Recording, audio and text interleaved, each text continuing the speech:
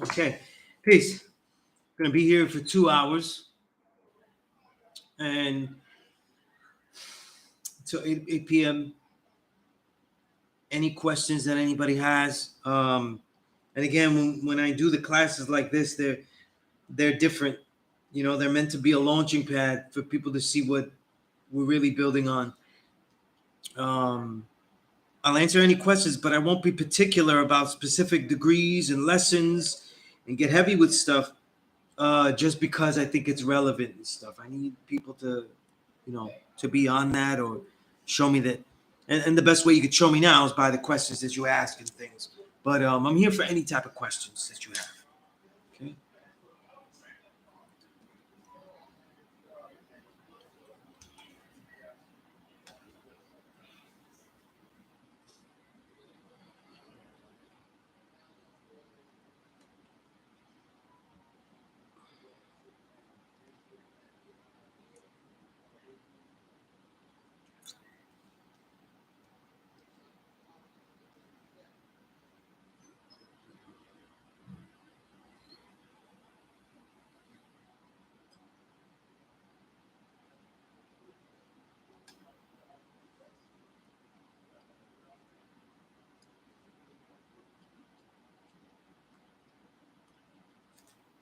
Kasim, peace.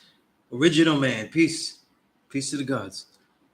Any questions you have and everything like that, let me know where you're at. Let me know what thoughts you have on any lessons and stuff. Today's the wisdom day, right?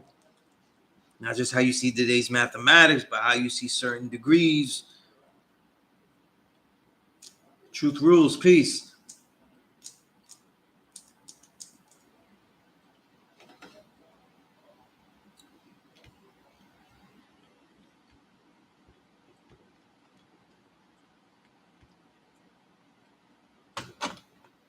I went through some things last week. I think we went through a lot of books, collection, and reading things of that nature. You know,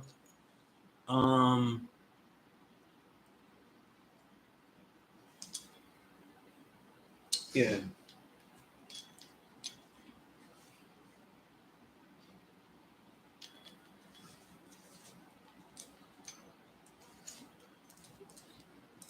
Okay. Again, we're at the end of the year, so are there things you should be thinking? Are there things that you need to achieve? If there aren't really any worthwhile goals, and this year was not a well-planned year in that sense, then how do you get yourself into a flow? How do you get yourself into a flow for next year? Whether it's in your study, your reading, time management, obviously being the main thing, right? I'm really big on this.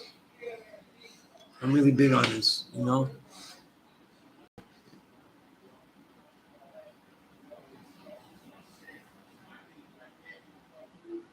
That's peace, Kasim. So you're not really going into lessons, as you know. I'm in the interior cipher. We have classes in here. I'm big on showing how the lessons change your life, and thank you for the feedback. That's peace. That's peace.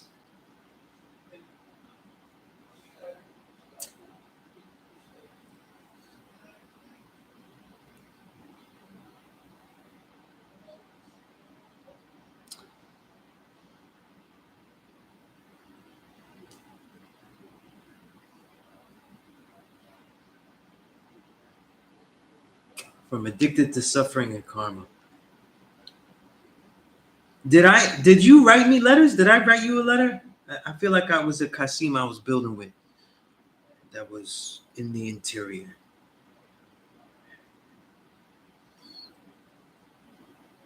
I mailed out a lot of letters recently, so I can't remember, you know.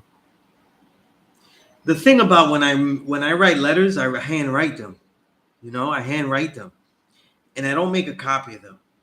So whatever I said in there, it doesn't mean I don't live by it. Surely I do. But it's the only record of that. Even I won't have a record of it. I don't read books on being a better writer. It's not that I don't try, it's just that I end up not doing it. I have a lot of books on writing. Okay. That's Peace, Cuz. That was you? Okay. Okay. All right. Because once you said karma, I remember writing something about karma. I actually wrote that letter for you while I was in the public library. Um, there are some good books. And who put me onto a lot of these books that I have now and have not read is the God Day Sun, fellow writer. You know, um, I think I read one book about writing that I have, and it was because it was really short. Uh, who was it that wrote it?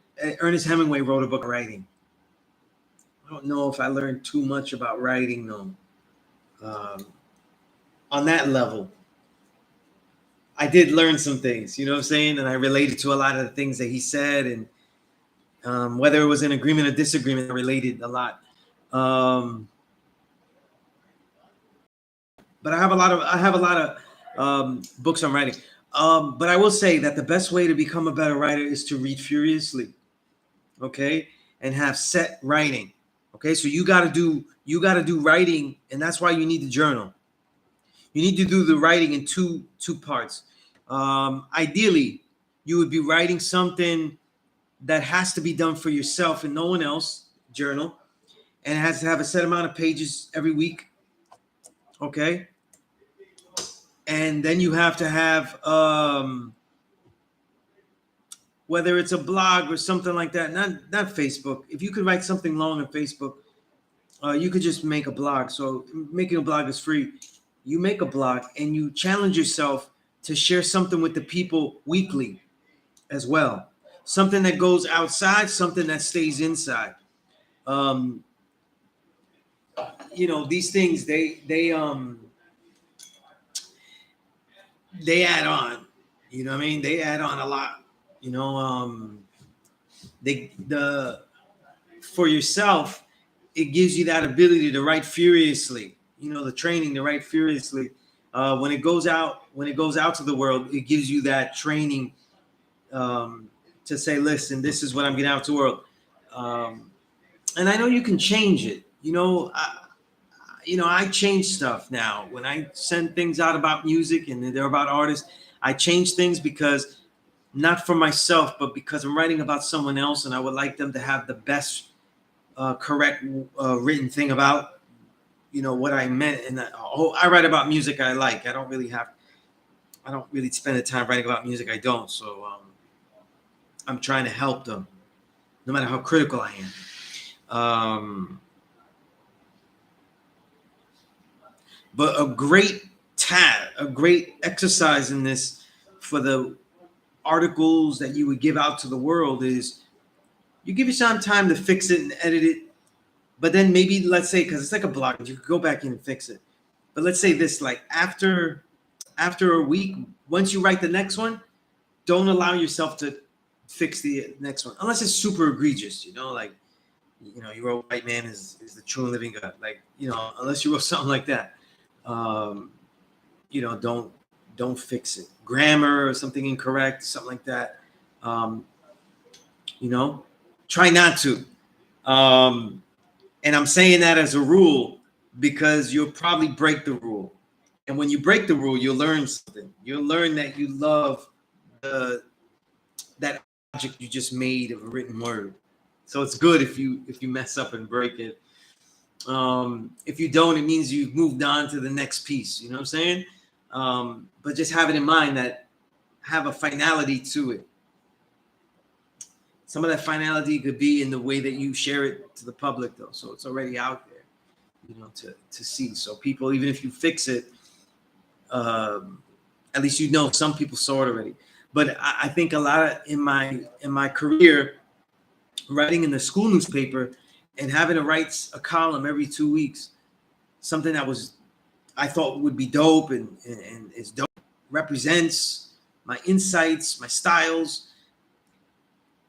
When that was out there, I couldn't go back and change it, and it had to be done at deadline too. You give yourself a deadline. That that changes the way that you know, that changes the way that you write. You know what I'm saying? Like, makes it powerful. You know, it gets you sharp. You know, right? So off the top, that way people that you know, I offer all these books for people, and people don't ask me for them. You know what I'm saying? Harmony Equality access for them. Malik access for them. You know, some other guys ask for them. But considering that I have a collection that I could share and I don't lose anything, it's interesting, you know. But maybe, you know, people just catching on and everything like that. Oh yeah, but I don't have my book drive with me, so I don't really know everything in here. Damn, there was of an author though, but there's a lot of books about writing I have, you know. Stuff that I just took and I don't know the author. Some that I do know the author and they are very good. You know what I mean? So I don't know everybody. So it depends, you know.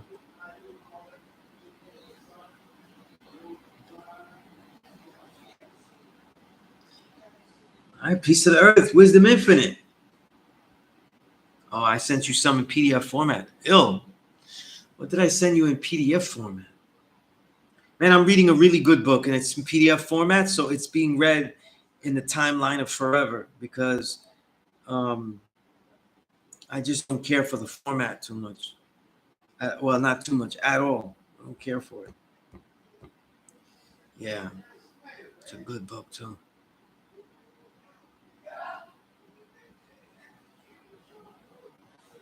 99% of the books I read are EPUB. It's pretty much maybe even higher than that. Because out of every 100 books I read, they're really not. There's no PDFs in there.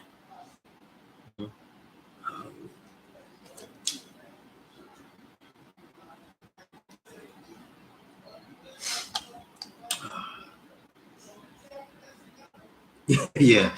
You know, the thing is that you can highlight on PDF, but you can't. It's very difficult, and you have to go in and out of views and formats to try to put a note in there, and then like it doesn't have a way to see all the notes, like, you know, a menu to see all the notes. It's very difficult. Peace, chat. Yeah, peace. It's not done, you know, honestly, with the last month, because of my father and my father returning to the essence and all of the weeks prior, the difficulties of it. I just had to put that on the back burner. But I already have decided the next one that I was gonna do. I might get it done. Should get it done this weekend. Also, I have a lot of stuff I'm doing with OG Press, and that takes precedence though, because they pay. So, you know, Dug Down is real peace. They lend me the forum though. You know what I'm saying? So I have utmost appreciation for them. You know what I'm saying? But there's hierarchy to it. You know, if you pay Sunez, you get more of a, you know, I focus more on that. But I also did, you know, sometimes I don't put so much precedence on stuff too, not just because I'm not getting paid, but I felt like, and this has nothing to do with Dug Down either, but I felt like I shared it with a lot of people, right? And people weren't really sharing it though, you know? So I'm really digging in the crates and writing something that is a real, to say the least, a real professional musical analysis. You know what I mean? And it doesn't get out to as many people as I would like, though, you know? And then people ask for what albums I like to do, and they keep asking me for stuff that they always talk about. Why do I have to talk about The Shining or Into the Stage? These are seminal classics. There's not much to say about them, unless you won't. You know, I don't consider myself that much of a personality where people just want to hear me gush over how much I like something. You know what I'm saying? Like, what can I add about Into the Stage would be, I know I could add something, but like this, so the point was to talk about records that in their catalog that are dope. You know what I mean? I appreciate that. Appreciate that. Oh, my condolences too. You know?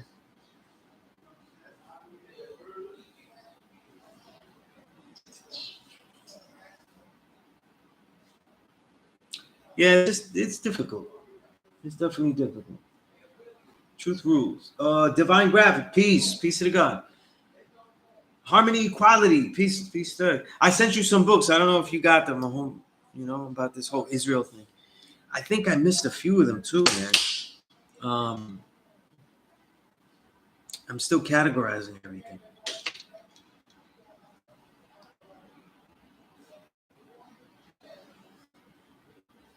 Yeah, I don't know which Helter Skelter album you talk about, original man author, but if it's like the first one, like yeah, Nocturnal. I don't want to talk about a Nocturnal. You know what I'm saying? You know. See, like I'll talk about Mike Tyson and things like that because that's different. People love that album, but it's different because nobody was around that cipher as a journalist that was really there. You know, unless you're kind of white kids that were on the coattails, but I was one of the few that was there in the cipher. So, and I knew Sean P. So I thought it was a valid insight in my homage. But I want to keep the things that people don't know about too much. Yeah, see, I would do Magnum Force way before I would do Nocturnal. Absolutely. You know, absolutely. I appreciate the condolences, God. Thank you. Thank you very much. I appreciate that. You know, you know, just having a life without your parents and stuff, and then I don't have my enlightener. It just becomes a lonely world because I have spent so much of my life trying to come up with my own answers to things, making my own mistakes aplenty, and building and living a life where I have to share answers and insights. And my I mean by answers is not as you would think. I mean, like in this classroom, all these 20 plus years, the directions, what direction people can go. You can never know every answer. And that's why I'm able to teach so smoothly, because I don't come here trying to say I know the answers to everything. The key is to know the direction that you can bring people to so they can get to answers. And that is really what we do. You know what I mean? Because if you teach someone a knowledge of self so they can find themselves, whatever they are looking for, and that path to find themselves is only a solitary path, but there has to be ways for each individual question, from the very specific to the very broad, to direct them to that path. So who you think you can lean on, you work so hard to honor them, your parents, your enlightener, your elders. And then when you feel like when you lose them, you realize that, maybe you didn't use them enough. It sounds funny, but that's how I feel. I feel like I didn't use them enough. I wanted to honor them so much that I didn't really go to them for everything.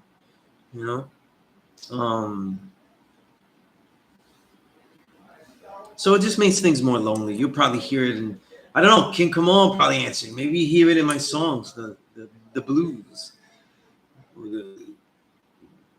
King knows that all my songs have the blues in them anyway. King's got that soul. He got me singing the blues. I feel like when the way his voice is, I feel like Howling Wolf next to him. But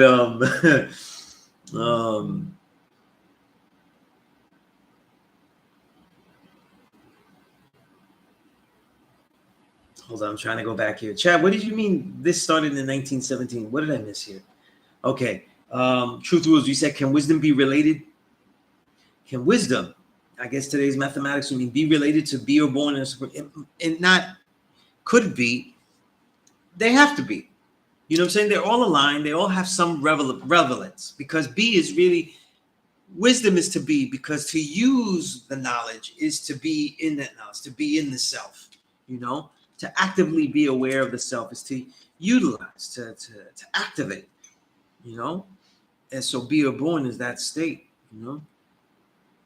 What the supreme alphabet shows you too is that the degrees aren't always static. So born is 9, but it's also the second letter. It's in the second letter. Be or born means that it's not meant to show you that 9 is also 2. It's to show you that everything is connected in some kind of way, you know, and to show you divergent paths in mathematics because there's infinite combinations, infinite paths to the right answer, to the right approach. And that's why we, as the original people, the true and living gods and earths, right? Allah is all, and Allah is all of us, right? Allah is one and all. And that idea that there are so many true and living gods, true and living earths, and it is all one, is to show you that diversity, you know. But things to think on. Things to think on. Oh, you start the ethnic cleansing of Palestine. Yeah, that's a good one. That's a good one. I had never read the Palestine books I collected. I only read the one with Ilan Pop and Noam Chomsky.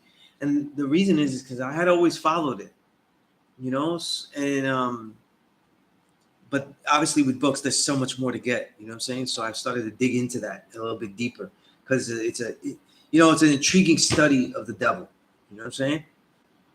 You know, it's just like when I tell you to study the Cuban Revolution, whether you agree with how it turned out or not, or you have issues with the way it turned out, especially if you're Cuban, which is of neither consequence.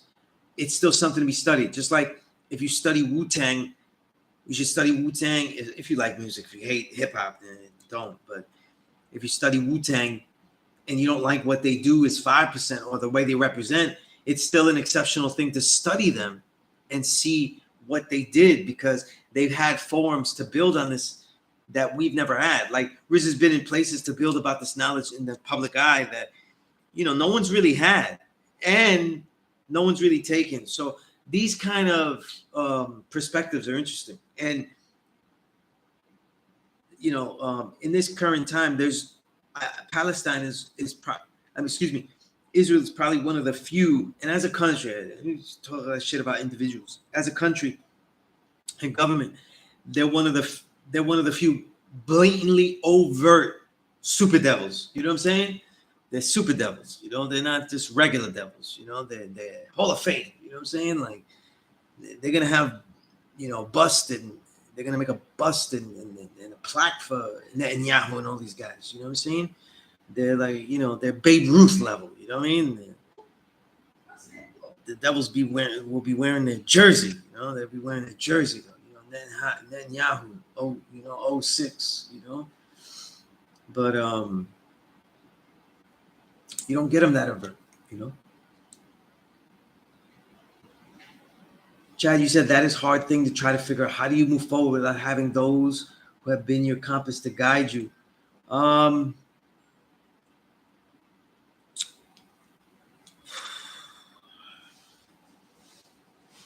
First person that I think of, and this is why I feel like I can answer this question personally because the way I was taught at the school was always, you know, on a bike without training wheels. And I got pushed into this class, you know, and I was expected to represent this class. And because I do things in hip hop, if you notice that I can't really be like other 5%ers that are MC and they just, you know, be crazy with the drug talk and shit like that. And they're still super respected as 5%ers. No, I can't really do that. You see how it doesn't work? I'm here, you know what I'm saying? I represent the school as an entity, so I can't really, you know, do all that shit. And so I've always had to, you know, learn from these elders and realize that I was learning from them so that I would be on my own. And this is not something I came to a conclusion. This is the way that they spoke to me. This is the way Knowledge Me spoke to me. This is the way Wise Jamel spoke to me. This is the way, you know, Dumar, Wadi, Infinite Al-Jamar, Save Your Knowledge, Prince, firstborn prince. They all talk to me this way. You know what I'm saying? So um, that moral compass and guide, it's okay to just be you.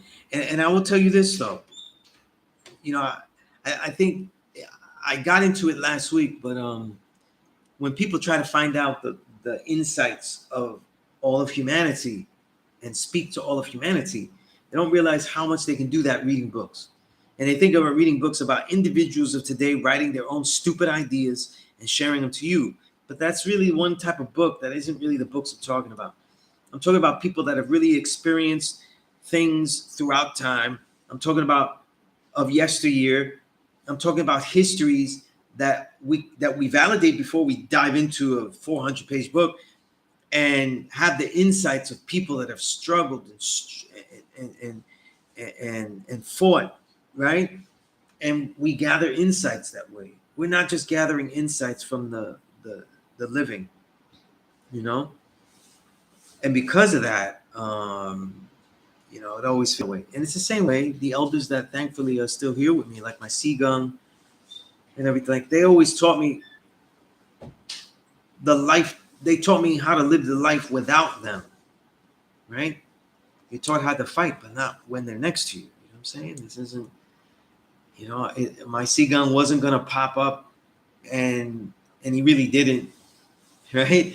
When people attacked me, it wasn't like, Pat Morita, it was a Karate Kid, I get knocked out, and and he comes and finishes him off for me, right? It's not there, so like the only way to move forward is to say, like, how does one become a more learned man about any and all situations? Because that's really all martial arts is. It's really preparing what you can, the best to your ability, to be able to adapt to more situations.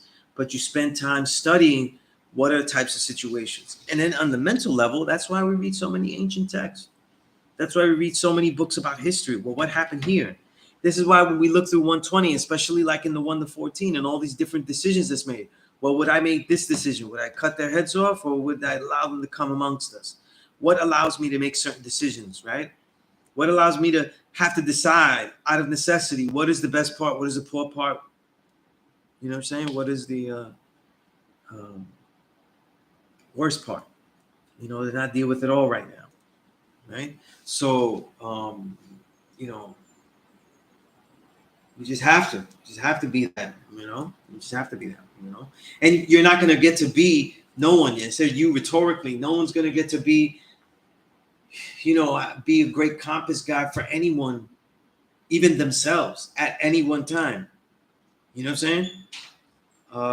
At almost every turn, you won't have enough references, enough tools, enough strength, enough insight. You know what I'm saying? But the way that you defeat all of those, slowly but surely, or at least in some parts now when you need them the most, and others and others as they are, right? The best, worst, and poor part of whatever it is, your resources and references and knowledge and insight, right? Is to spend that time learning. You have to spend that time learning and developing yourself. But that's what it is, right?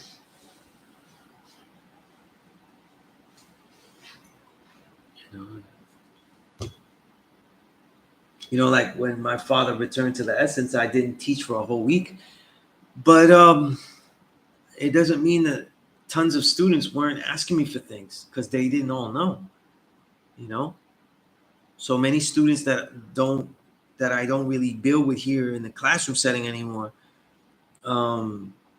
they were texting me stuff too and asking questions and things like that, and I we just keep moving. My children, they need to keep moving, right? So we keep building, right? But that's why I say to write things down, things like that. Like the way a woman builds their principles is by thinking of all types of situations that may arise, and then saying, how can we prepare for all these situations. Hope that somewhat answers the question.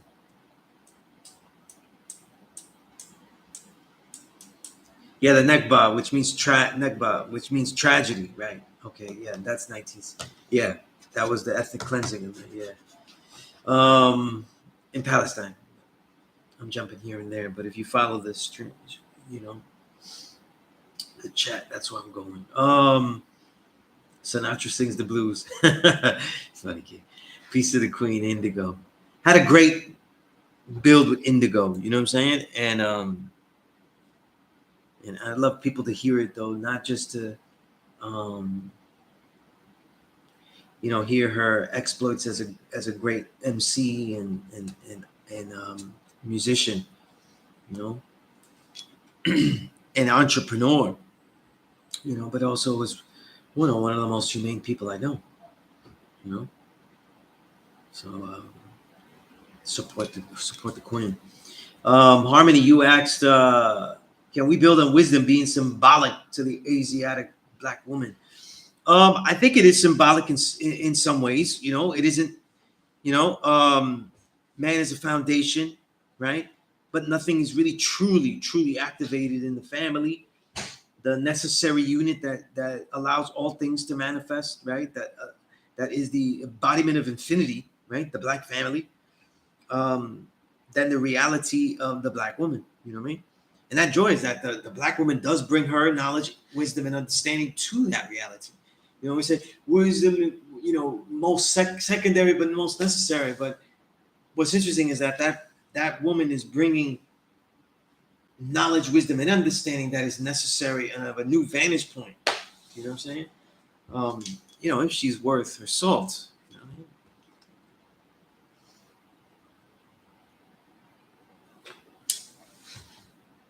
what I mean? I thought that was gonna say like a whole big thing, but then I felt like that was it. I do that a lot lately. Chad, you said that in regard to losing your father and grandfather, the only two men truly respected, two men for my whole life until they returned to us that had never failed me. Yeah, yeah. And that's where you begin. That's where you begin. Because if they never failed you, then now it's time that you articulate the way, the manners and the culture by which they never failed you. To articulate it so well, to put it in detail so well that you say, this is the way that they never failed me. And this is the way that I am going to become. You see? Because the only thing you can do is you may not ever get someone that doesn't fail you like that you can confide in. But unfortunately, though, the thing about being grown is that now we have to take that mantle. It is all Lion King, right?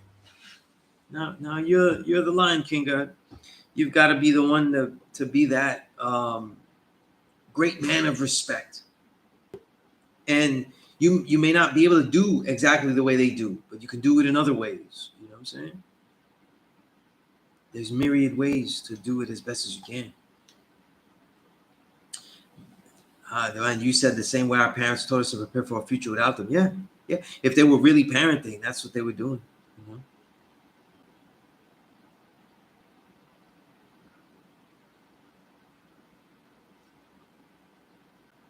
Yeah, see, great man is Shaka, this Aline, Hannibal, right. Yeah, see, one way to get into the minds of different people is to read biographies, autobiographies of great men. Peace, wisdom, infinite. Thank you. Um,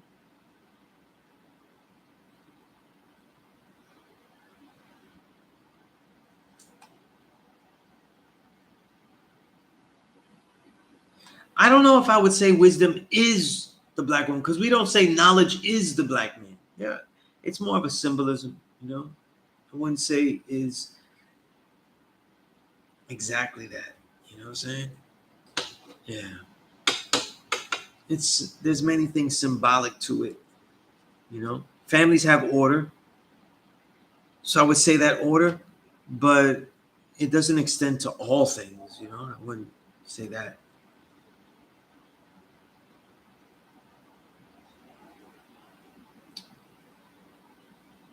King, you said wisdom is shown and proven through actions. That knowledge itself works for you. When I got knowledge itself, it was for me. When people around me saw it through my actions, inspired them to do the same. That's right.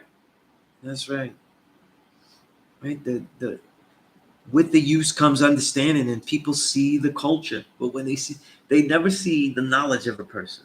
They only see the wisdom.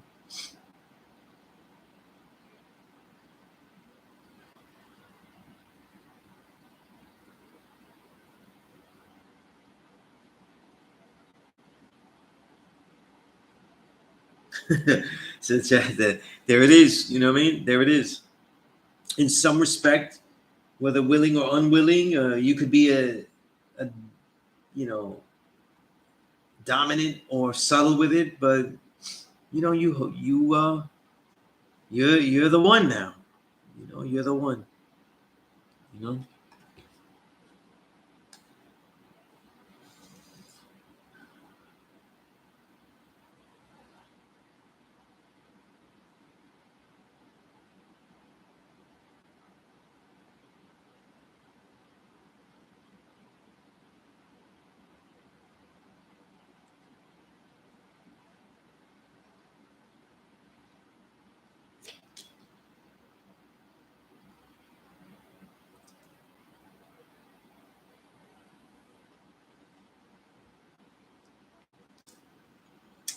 Harmony, you said wisdom is one's wise words, ways, and actions. Through my wisdom is how I present what I know.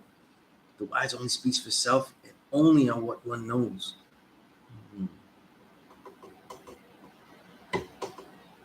See, it's an internal process, though, right? I think that we only share understanding. On its most philosophical level, I think that we cannot, culture is the only thing that goes out, and that's understanding. And our wisdom is something that happens internally, that we are verifying whatever information, whatever we see as knowledge, whatever we have accumulated as knowledge, we're using it, though it is being applied, and is the mechanisms by which wisdom becomes understanding, by which the knowledge is, goes through that gate of being used to become understanding, to be unique to us, though expressed to us, and expressed through us in some type of special, distinct manner. You know,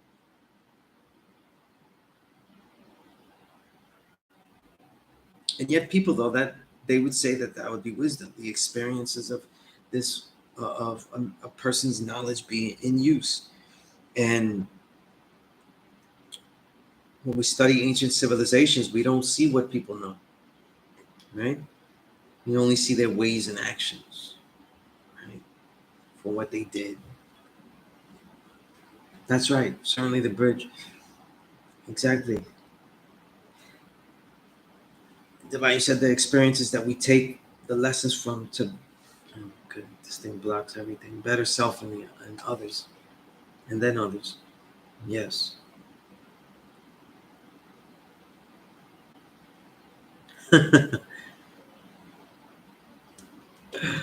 Ugh. It won't be me, though, Chad. It won't be me. You know.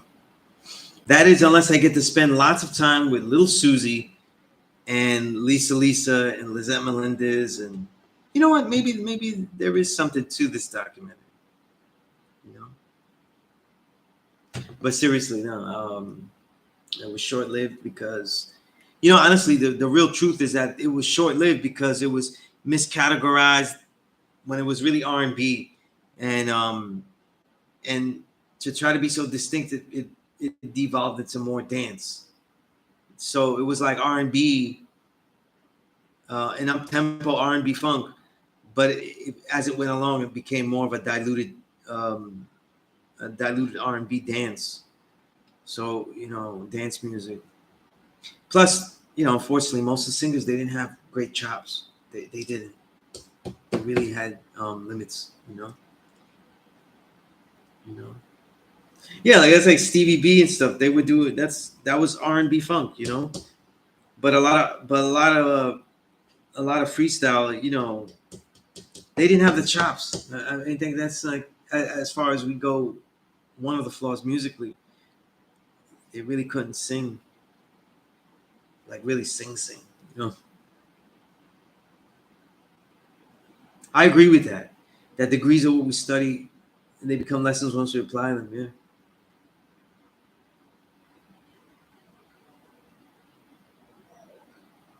Yeah.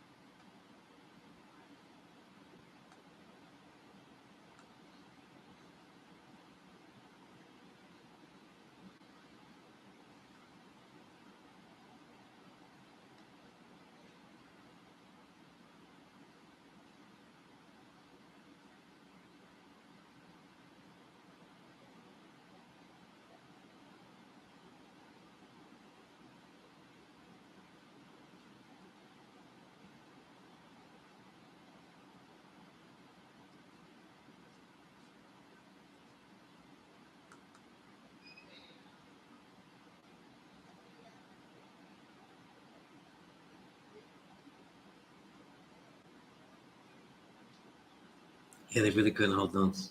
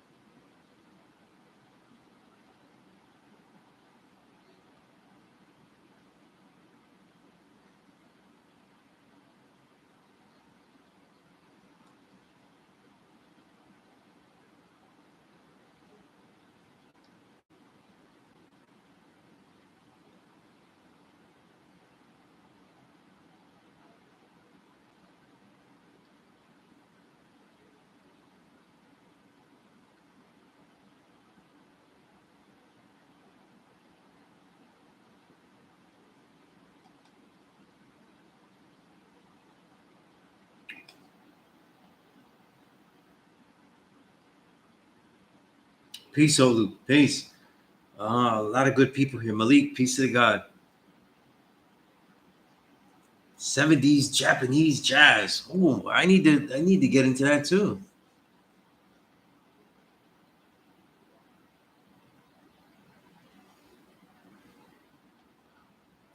Today I was listening to two jazz pianists that I like a lot. Um, an older one, Duke Pearson, and who was the other sister? He's from the 60s, 70s, and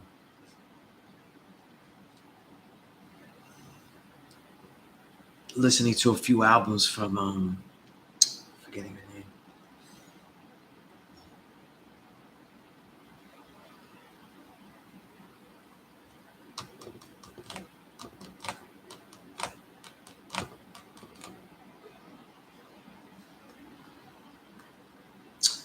Yeah, Jerry Allen. I don't know. It escaped me. But Jerry Allen, she was a great pianist too. Very, very unique.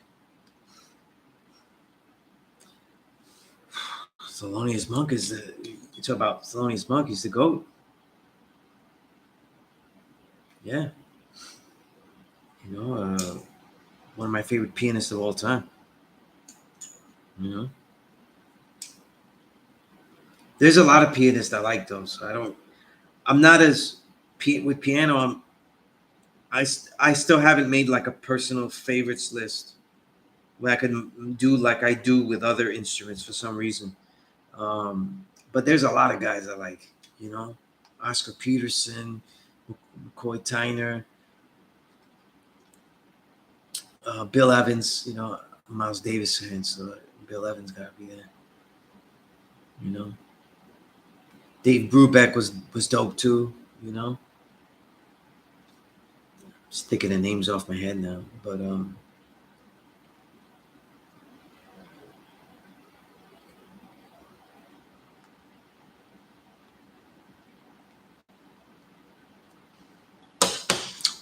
obviously Duke. You know, you can't say pianos without Duke. You know, he really was a great pianist. Um, Vince Guaraldi, since it's Nimrod time, Christmas time, right? Right? He's the one that did all the music for the Peanuts, you know, Charlie Brown cartoons and stuff. So great jazz pianist. He was very good, you know. So if you catch yourself watching Peanuts and you're like, I'm selling out here, you know, you can excuse yourself because the music is really good. But yeah, Kenny Drew is another pianist. Is dope. Ahmad Jamal, of course, the avant-garde. If you like it more in the funk lane, not as much jazz, Bob James is there. You know? But he's not as much jazz. Sonny Clark is really dope too. You know, Horace Silver, of course, he would definitely probably be top three for me. You know, um, Bobby Timmons. You may not know about Bobby Timmons. He's a lot of hard bop, soul jazz guys. You know, I'm really into, so those guys hit. But Monk is at the yeah, he's got to be top three too. You know, as far as listening though, if I had to pick one, I'd probably say Horace Silver. You know, loving their music and you know what I'm saying, like that goes into it. Because some guys, they make great music. They make great music, addictive music, I should say. You know, Herbie Hancock, of course, though his catalog goes from everything. Yeah, he's got it. You know, if I had to pick a top three, I'd probably just shout those. I'd probably say, damn, but Oscar Peterson he's a real virtuoso though. See, that's why I don't. Yeah, Red Garland. You know, yeah, it's a lot of guys. It's a lot of guys. You know, Embraceable You in April in Paris though. Those songs I love, and if you ever want to hear those songs done sung perfectly, since we talk about jazz, Sarah Vaughan. And the name of the album is Sarah Vaughan with Clifford Brown. So it'll be when you hear it, it'll be one of the greatest albums you ever hear in your life. And she sings both of those songs. And for me, and this is every legends have sang it, and I love so many other versions, but Sarah Vaughan's April in Paris and Embraceable You's versions of those is the best. They're just perfection. What year was that? I think it was 1959. Such a great year in jazz. That was 1959. Clifford Brown was a great trumpet player, but he died young. I think it was in a car crash. You know, and this album was 1955. If you guys never heard Sarah Vaughan, out of all the great legendary jazz singers, she's in the trilogy. She's the Trinity. Billie Holiday, Ella Fitzgerald, Sarah Vaughan. That's where you start. You'll get to everybody else from there, whether it's Carmen McRae, uh, Nancy Wilson, Abby Lincoln. Got to start with those three, though.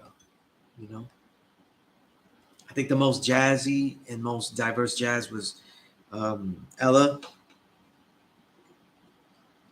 the most soulful singer, putting that soul in it. The blues was Billy, um, and Sarah had the most technical skill. You know, I mean, she really was just,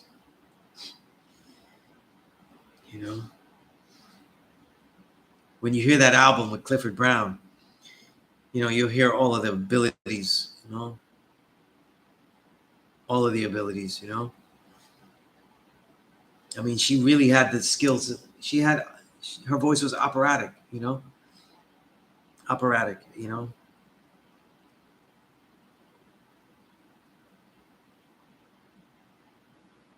Nearly the entire range of soprano, vocal control, melisma, everything. She could do anything, you know, just beautiful.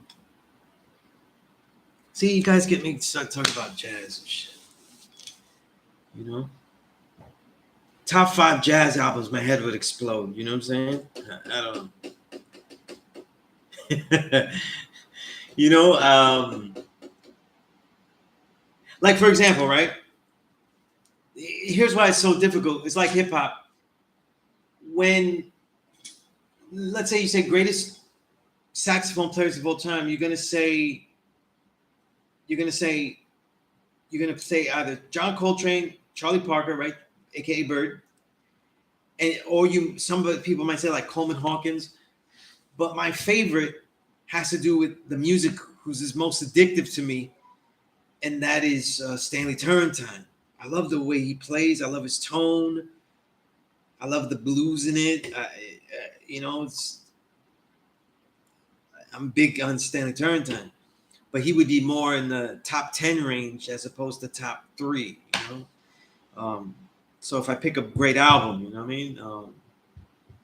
But if I had to just throw 3 out, you know, I don't. And they would be linked to my favorites. I'd say Kind of Blue, Love Supreme, because you gotta have Love Supreme. You haven't really heard music unless you hear that, and you gotta hear Kind of Blue, because you need starting points. You need starting points to go into Coltrane and Miles. Um, if we pick, if I leave vocal jazz out, which I always do, I just stick to the players. Um, I want to say something with Dizzy Gillespie, because I think he's necessary to hear. But man,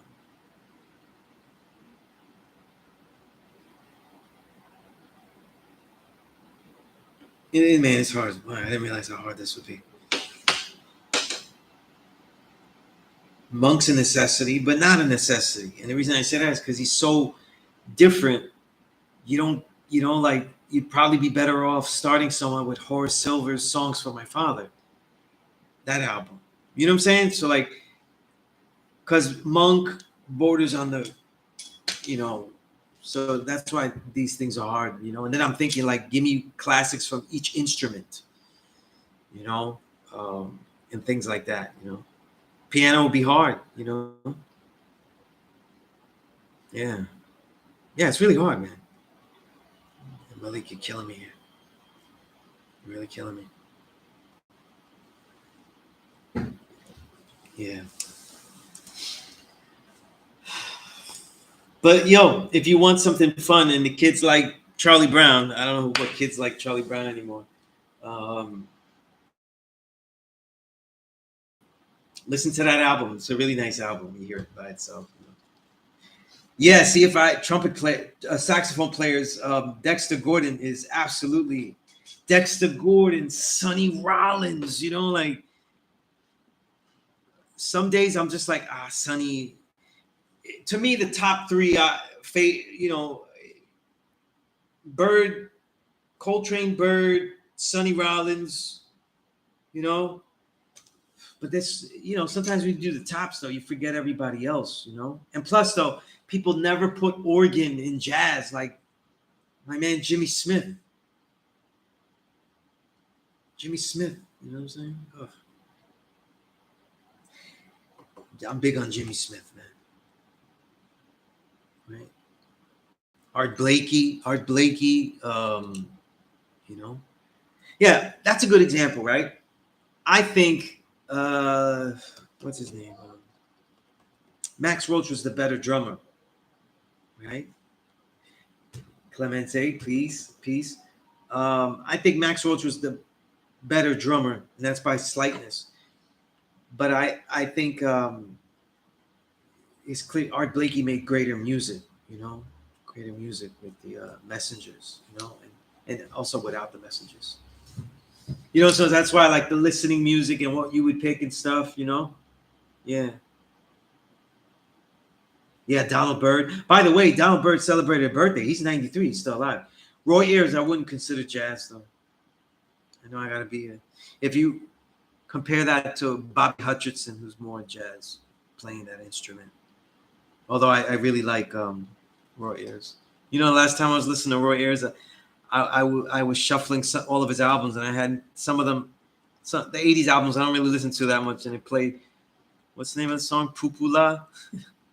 I was like, the way the 80s and late 70s dilute people. Shit, the song is funny as hell. How does it go? Oh my goodness. I'm taking people down. This is like, yeah, Pupu Lala. I'm not going to say anything else, though. But it's a hilarious song hearing it today. Look up Roy Ayers' Pupu Lala. It's a funny-ass song.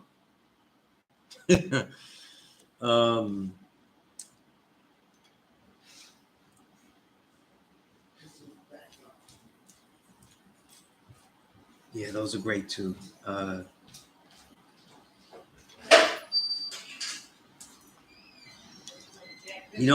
Branford Marcella, is it Branford or Winton?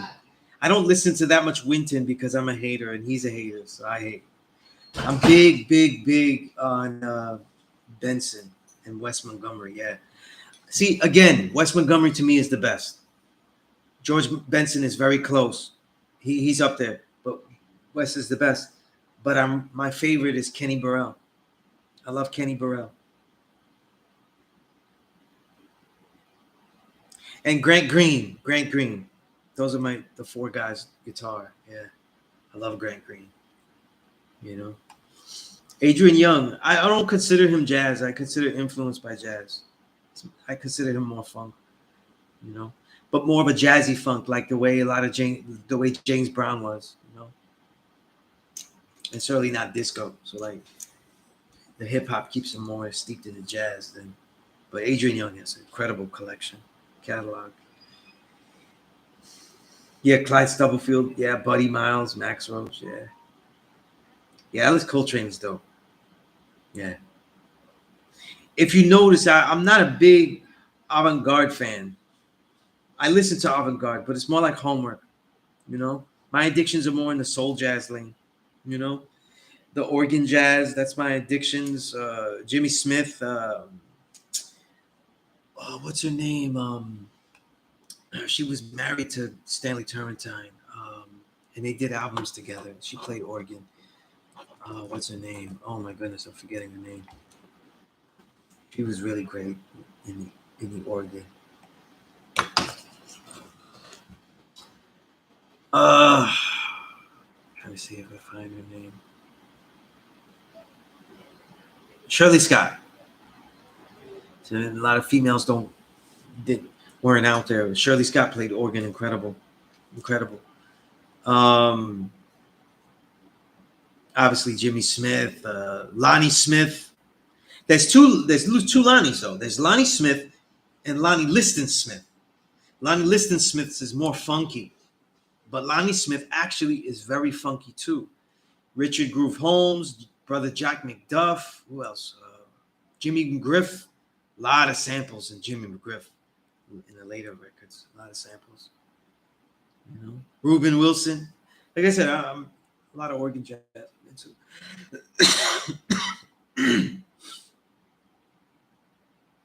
Lonnie Smith played organ. Yeah, that's what. Lonnie Smith played organ. Lonnie Liston Smith was played piano, but they both had the funk, in their jazz. Old school Boricua jazz musicians. They all delved into Latin jazz and the mixture and salsa. To me, it all starts with Eddie Palmieri. Gotta have a lot of Eddie Palmieri records, whether instrumental later or salsa records with Ismael Quintana singing, which are the real classics, you know.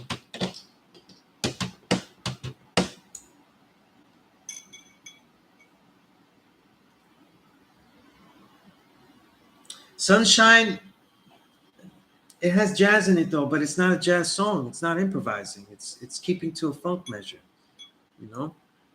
Those would no jazz, yeah. Jazz is bougie in that way, like hip hop, you know. But Royals is dope.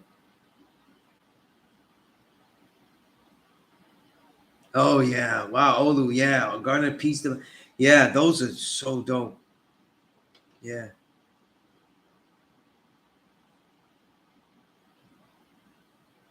my favorite kung fu movie. Oh shit, you're killing. You guys are killing me today. Um, wait, I gotta get the right name because you know those kung fu movies where they have two names because they sell it in America and then they have. So it's Shaolin. What is it? Shaolin. Yeah, Shaolin Challenges Ninja. That's my favorite movie. Um, it's called Heroes of the East. If you look it up, it's Gordon Liu, and he marries a Japanese girl, right? Marries a Japanese girl, and the Japanese girl, he finds her training and stuff, and he's like, "What are you doing?" And she goes, "I need a place to train," but she's training real Yang because the whole thing is that the Chinese are Yin with their martial arts, and they're Yang. Peace, guys. And with the movie Heroes of the East, I don't know if you ever seen that movie, guy. What? Heroes of the East. No. That's what I was listening to. Yeah. I love life. So Gordon Liu, he marries a Japanese girl, and she's training she trains, and he doesn't know this though. She trains in her Japanese forms, but she's breaking everything up in the house and outside in the yard, right? So it plays off the yin and yang of the Japanese arts versus the Chinese. Right. And so he starts to tell her, "What are you doing?" And all this. So it becomes a thing where like they kind of battling each other, but because he's better at it and knows more, he gets her every time. So she's angry and she writes a letter to her teachers out there. And they read it differently. They read it like a challenge from the Chinese. Right. So masters and everything, like masters and all the different ninja comes, a sumo guy comes, like everybody comes to challenge him.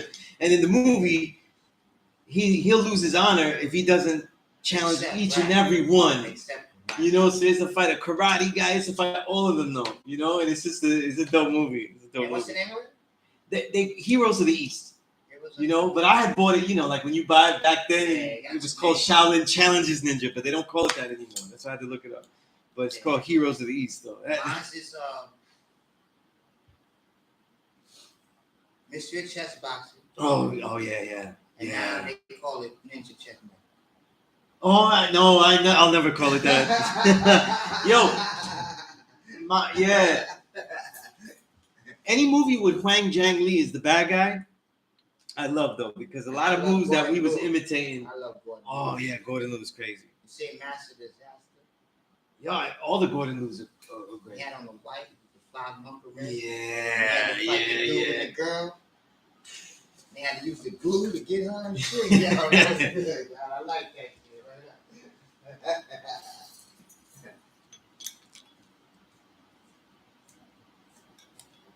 Now I got favorite movies with the different guys. So Donnie Yen obviously is Ip Man, the whole trilogy.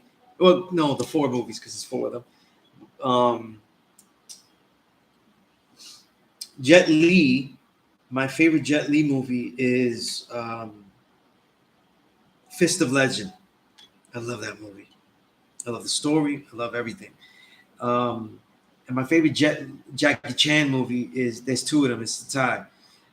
Legend of the Drunken Master. Yeah. You know that one guy, right? Yeah. I mean, he was just on point there. And, he's in his 40s doing all that shit. And there's so much techniques he does in that movie. It's crazy. And drinking kerosene and shit. And there's another movie I love. It's tied. It's Who Am I? He loses his memory, and then they're after him to assassinate him. And this is also the movie where there's a German skyscraper that's designed this way. I forgot what it was. If you look it up, you'll see it on the Wikipedia. And it's curved this way. In that movie, he actually ran down the side of the actual skyscraper because it's tilted like a bowl like that. Yeah. He was able to do it but you can also kill yourself if you lose your speed. And he actually did that. I mean, it's just, but the techniques and everything he was doing in that movie, and that capacity is the most dangerous stunt. He ran down the side of a skyscraper, you know. But that movie is incredible, you know.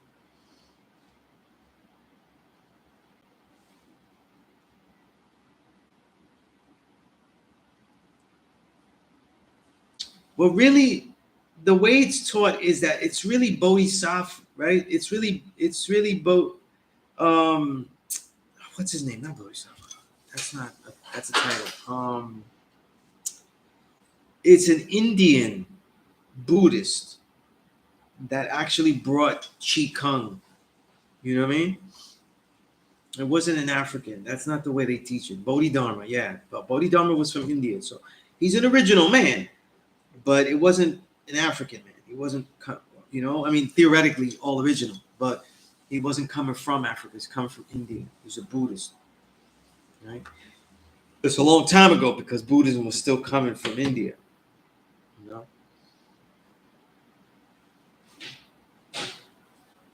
Yo, there's so many movies. I love all of those. A Diagram, Pole Fighter, all of those. Yeah. Oh my goodness, those are all dope. You know, the Five Deadly Venoms. All the movies that they're in. Killer Army. Right? Mad Monkey Kung Fu. That one is crazy. Man, we got hurt doing all the shit in there. Any movie with Huang Zhang Li too is a villain, because I really was imitating Huang Zhang Li a lot. You know, and I tell this, like, when you're training and stuff like that, you want to watch kung fu movies too, because you want to study creativity, you know, and get ideas and stuff. You want to find your way, and sometimes that way is by looking at other things, you know, just like music. If you make music, you gotta listen to more music now, more than you did before, actually. Right? It just gives me more excuses, right? Okay.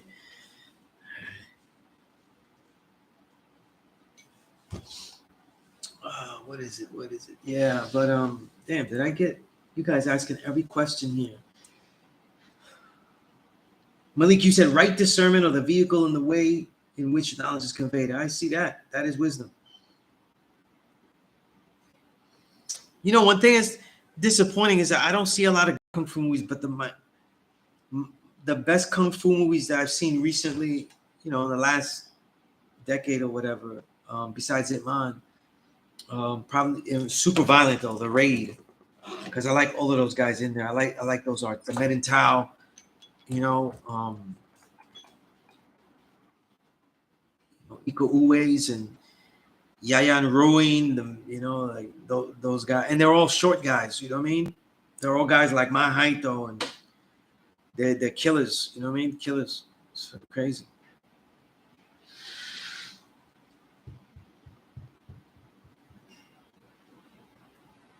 So what they call the Pencat, the Silat, you know, the Indonesian martial arts, because they're shorter and everything, it moves a lot like Wing Chun. There's a lot. It's very compact. It's very coil explode, and you know, in that way of protect. It's really dope. It's really dope. You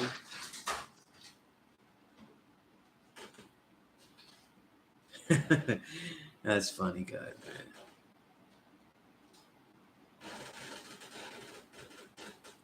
Yeah, you don't. Like, if you do it well and you practice it well, you can defend yourself pretty well, even if you're horribly in shape. If you're in horrible shape, a lot of other martial arts, you need real physical skill. Like, you know, you need some physical skill. You know, somebody trains in boxing, they need to start getting in shape. They're not going to be that effective in it. See, these are, and we're talking about these things and have fun, but these are all things that we should be looking into. Like, how can I actually do these things? Or how can I start to learn these things? Or how in my schedule can I implement stuff like this? You know, this is why, like, in the end of the year, you're either finishing the great things you're doing, or you're trying to figure out how you can do those things. You know, what's wrong in here? How do you stop doing it? You know, listen, I love, you know, like I told you, my brother's an actor, and and TV and film, and it is part of the life in my family, and I have all the good apps. You know what I'm saying? And I still will watch movies in 15 parts because I figure out when I'm not doing anything and just watching TV, and then that's when I turn it off. So unless I'm doing something, watching stuff, eating, or something else, I usually don't watch programs like that. You know, so. But it's a discipline. It's a discipline. So what are you going to cut out? What are you going to add on? If you're going to keep watching things, are you? What are you going to? You're going to do something while you're watching it. You know what I'm saying? Right? It's like I tell one of the guys I'm training in kung fu to practice his hands while he's watching TV, because you can sit down and really study the way the hands move. You know, all of these things, but you can do something. You know, the thing is that don't let a sedentary lifestyle make you sedentary, because watching television and things like that, and watching film and TV series and stuff, those all can be very useful. It's all in the arts, and they all can be very enlightening, useful, enjoyable. Those are all great things. But to be able to do something, but to also implement other things while you're doing that is possible as well. You know?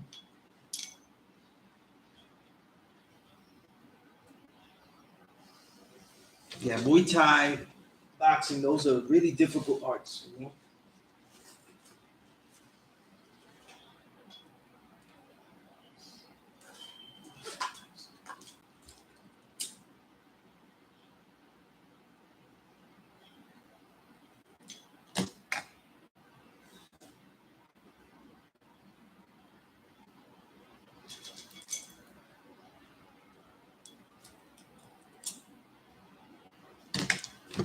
Give me a second.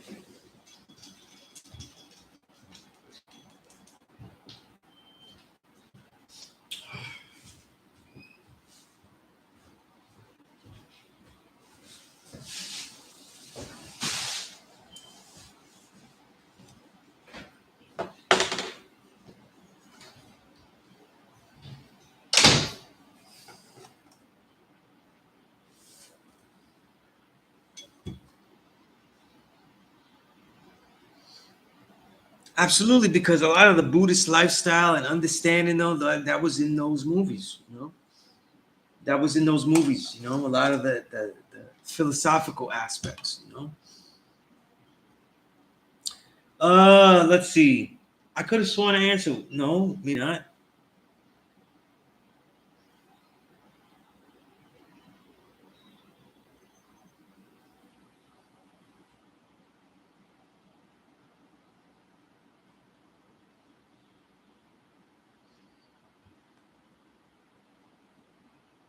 Really, you put questions in here. I don't see them in here. Did you? Oh, you must be talking about the text message. Let me see.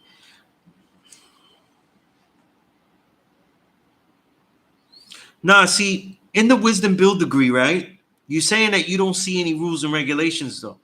There are other rules and regulations. You have to see how societies are built to go against you.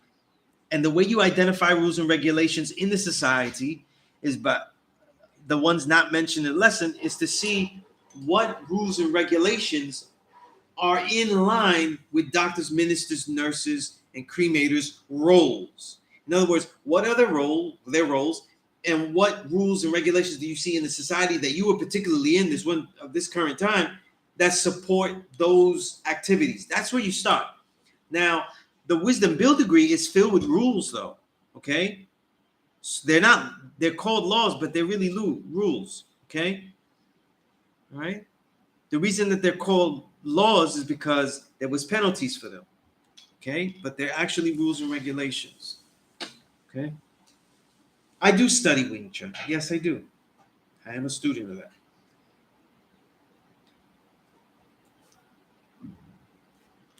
Oh man, I don't see the one that you put in here. Let me keep going back up there.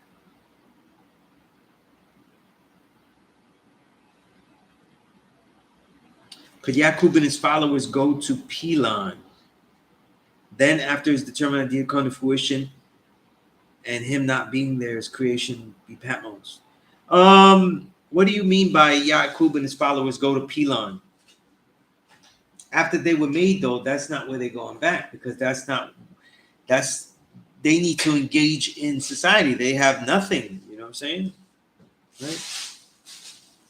They have to go engage with the populace, right?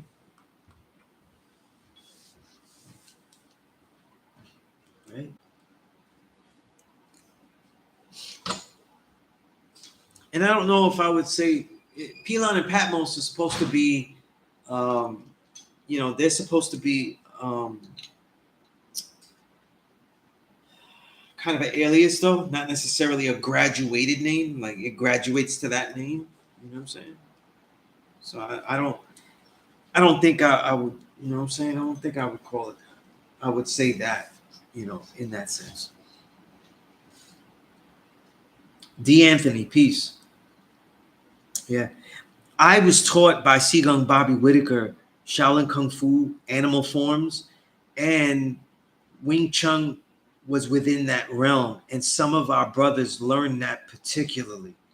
And when I built with my brothers that learned, one of them, King He, showed me Wing Chun particularly, and I also took to that. I felt it was perfect for my body type as well to also add on with that. And I started to learn more and more about it, you know. So in many respects, I learned a certain foundation in it, but out of all of it, though, it's probably what I learned most as an autodidact, understanding kung fu and then adapting it to the animal styles and techniques that I had learned. That's why, like some people that do Wing Chun will be like, "Oh, Sunez, you're doing it this way, that way." It's not pure. It wouldn't be as pure Wing Chun. Okay, there are animal styles in the way that I move and stuff, and there's a lot of hungar in it. My thing is not to go from here and then there and then do this. My thing is to figure out the way Sunez is going to fight most effectively. You know, with respect to doing all of these styles and techniques as best as I can. You know, like capoeira, that's a tough style. It's a tough style. That's one you got to be. You know, athletes really, really shine with that. You know what I'm saying?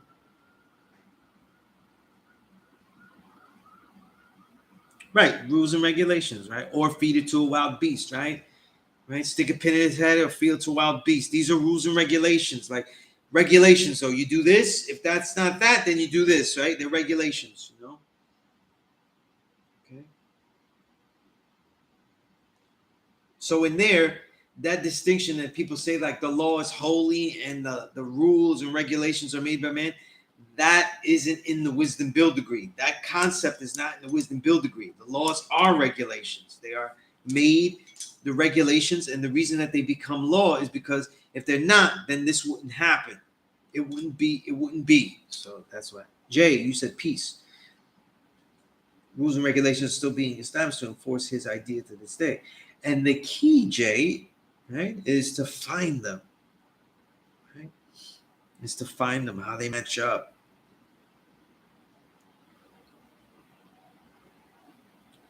The law was death or birth control. Right. Right.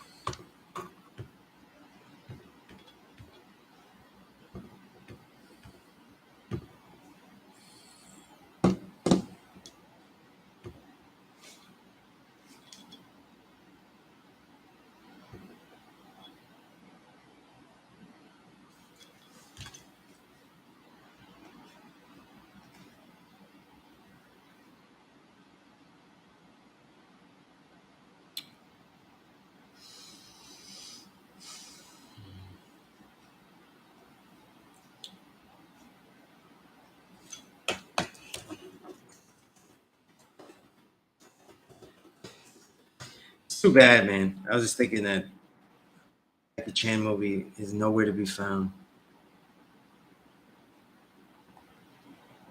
I downloaded a copy though, digital copy one day, but it's not in any app. I'm trying to figure out the name of the building that he climbed down. Called.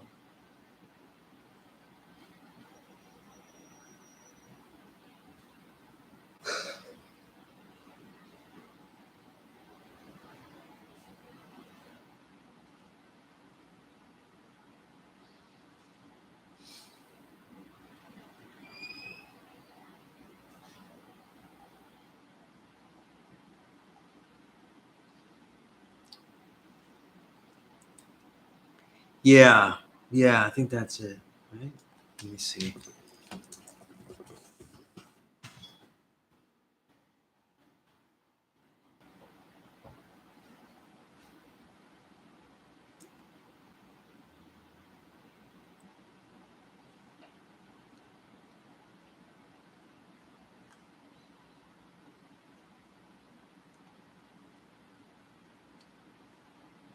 All right. Malik, oh, Chad, you said people do not really talk about the warrior Bernard Hopkins was. I don't follow boxing like that. I actually don't. Um,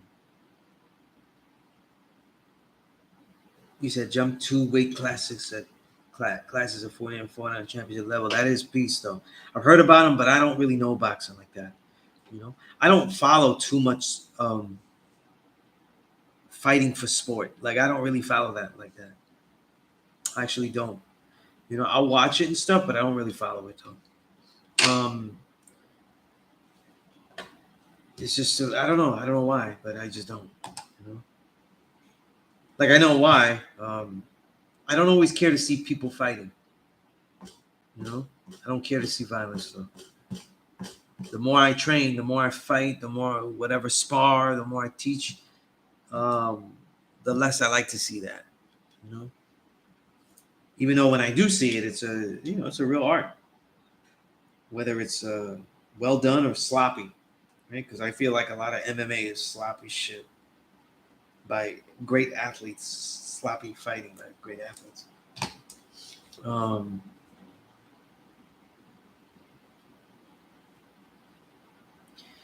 Malik, you said the determined idea seems mysterious when it says predicted before he was born.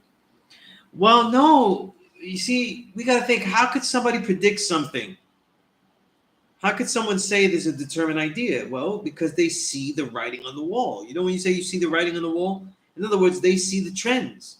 And they're just seeing trends that are going on for years and years. And we're talking about hundreds of years. And you see the trend, right?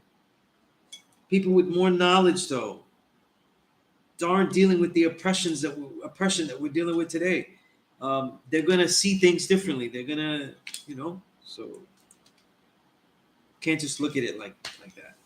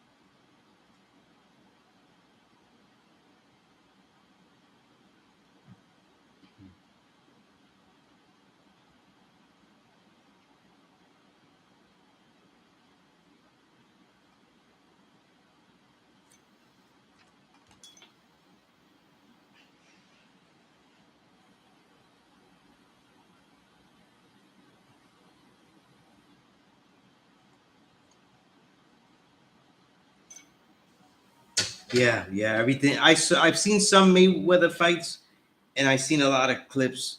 Um, he's definitely the most kung fu. Avoiding being hit. You know, his movements, his blocks. Yeah, precision.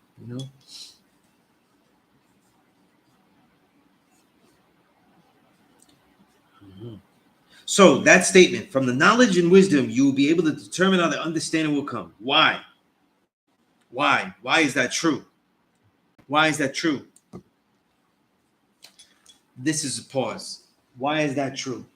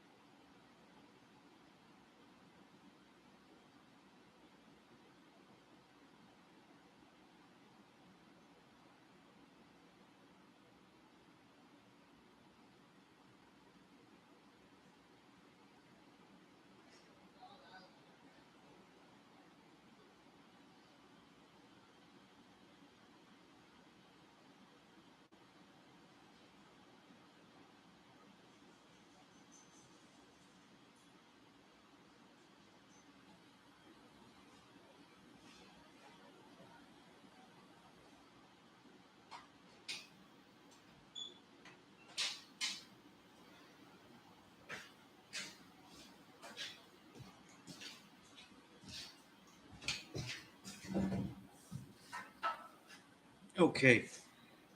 Okay, let's see. Why is it true? All right. Jay, you said fathers and mothers' ways and actions.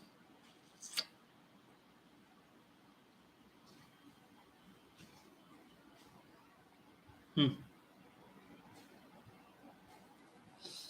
You're giving me a metaphor, though, but you're not answering it. Also, just want to say something. That space guy. Look at this picture. What look like? Not sure. The fall. Yeah, a little bit, definitely. Look, it's landscape. Now look at it. Oh, shit.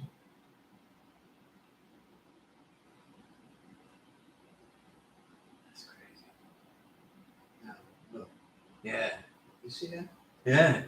It's good. Yo, it looks. Yo, I said I gotta get this picture. I gotta get this picture out. Word.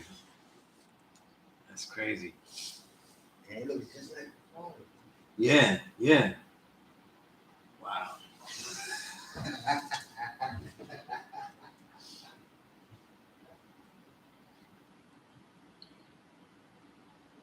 See, how do we show and prove that knowledge and wisdom, right, determine how understanding will come?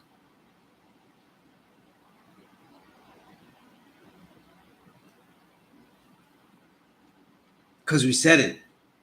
We said it to be so, right? This means that I'm asking you to articulate what really is knowledge, what really is a truth. How does a truth get used and then become an absolutely unique insight, a cog, a foundation in the culture that is lived out? How? You see?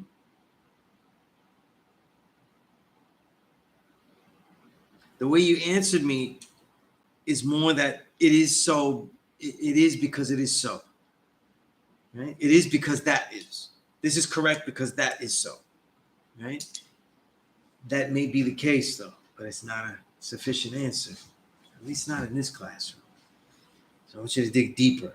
And these questions that I'm asking may not be answered in this short time here. They're to be lived with. for years and years sometimes. Malik, you said, remember, I see the lessons as a cloud and getting the intricacies like rain. Thus, my questions at 120 is like no other. However, if you see it as a cloud, then that cloud is composed of water. The rain is the water, right? So that means you have to continue to input new insights and knowledge added onto it, because then what makes it distill? All right.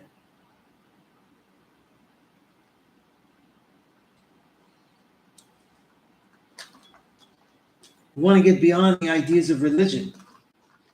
And if we say things are absolute because they are, then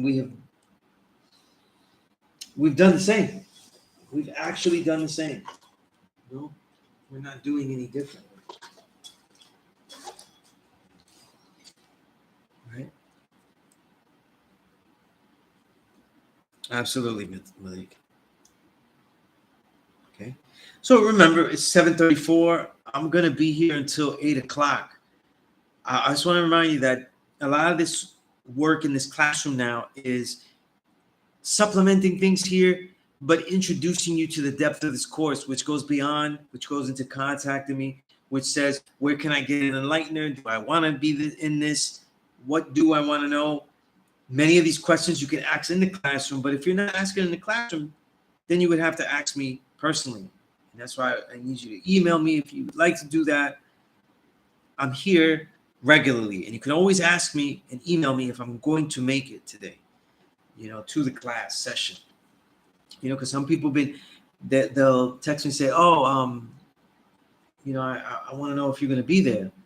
And I say, I'll be there. And then they're not. So it happens. So, I have to be consistent for a long time. Now, a lot of the fear, a lot of the lack of doing, because we're not doing, so we're not really taking much knowledge into wisdom. I don't think that people do the knowledge enough. I don't think that people are learning enough. Okay.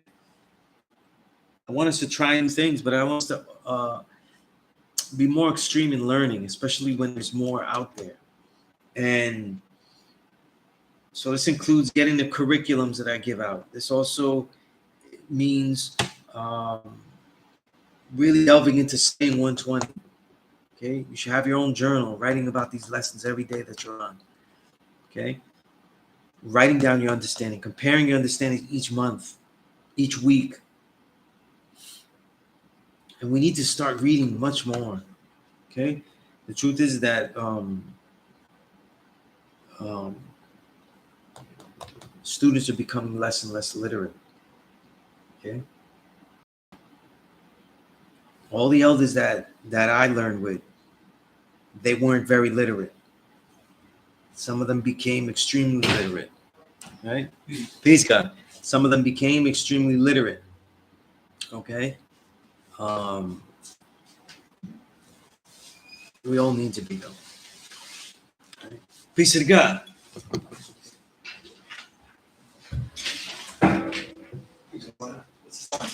Peace.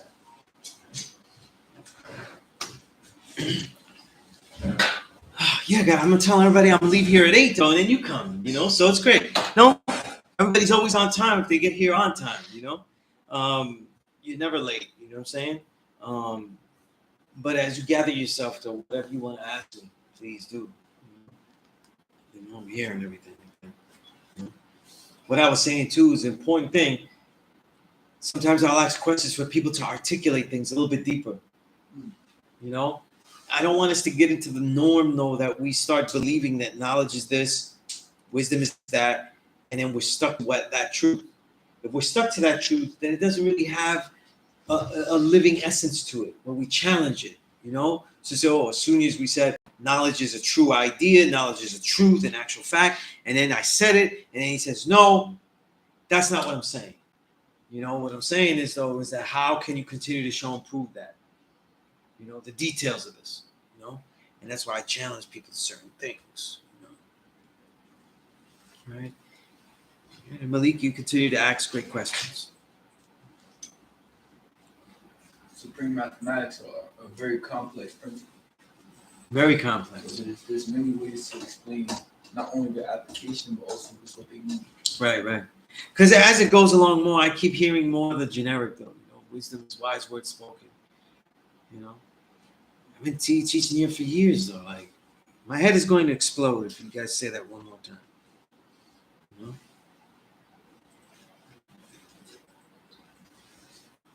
It is certainly right, but I want to hear something else. I want to hear something deeper. I want to see, or something simpler, right? Something else. Because the question will be like, wisdom is wise. Right, but you get no credit on any curriculum at any school, university, if you said, if you define a word with the word. You know what I mean?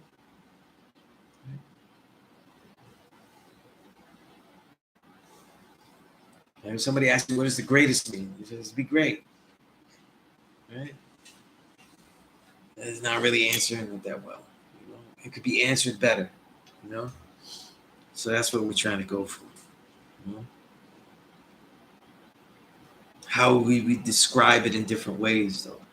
Also, two exercises like when do we identify it? You go through your course of daily actions, though. When do you identify it? Today's wisdom. So you go out there thinking, focusing a little bit more about wisdom. What aspects of today's reality for you, was wisdom? What was the wisdom in it? What were the things that were wisdom in it? That's what I mean. Right?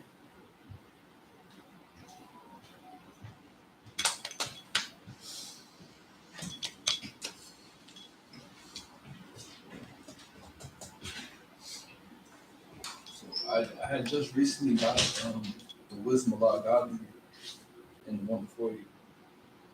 So I was wondering how would you see that degree? Did you memorize it? Okay.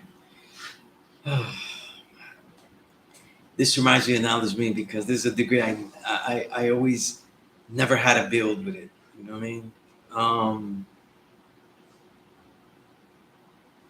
And I think Malik was asking me, I think this is where you were asking me about P.E.A.C.E and Patmos. You know what I mean? I had a plus lesson about Patmos, P.E.A.C.E, and I don't know where it is. I'm gonna have to look for it. You know what I'm saying? But the degree is one of the few that seems more biblical. You know what I'm saying? Right?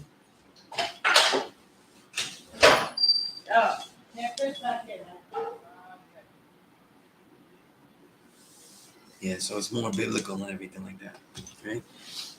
I want to see.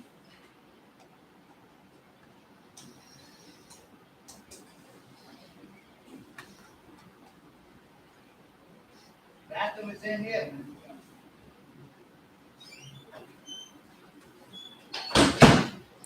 I think that the immediate understanding that I have always, and I always kept it simple. It's not a degree I care for.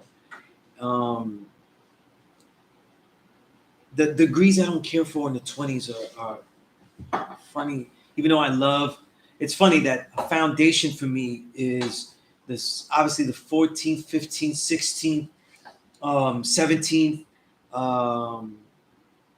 18th, 19th, especially, right? But I hate the 20th degree. Okay, I don't care for the 20th degree. And it is, I'm nitpicking, and my own thoughts about the degree gives me an understanding. My own feelings about the degree give me an understanding about it. The wisdom God degree is about witness though, and about people bearing witness to what is going on in P.E.A.C.E and Patmos. So when we talk about like this idea of witness, right? We talk about this idea of witness, and what he witnessed there, right? it goes back into this idea of the predicting. God was asking me about predicting. How do you predict stuff? You have to know the trends, but you can know the trends of things. You know what I'm saying?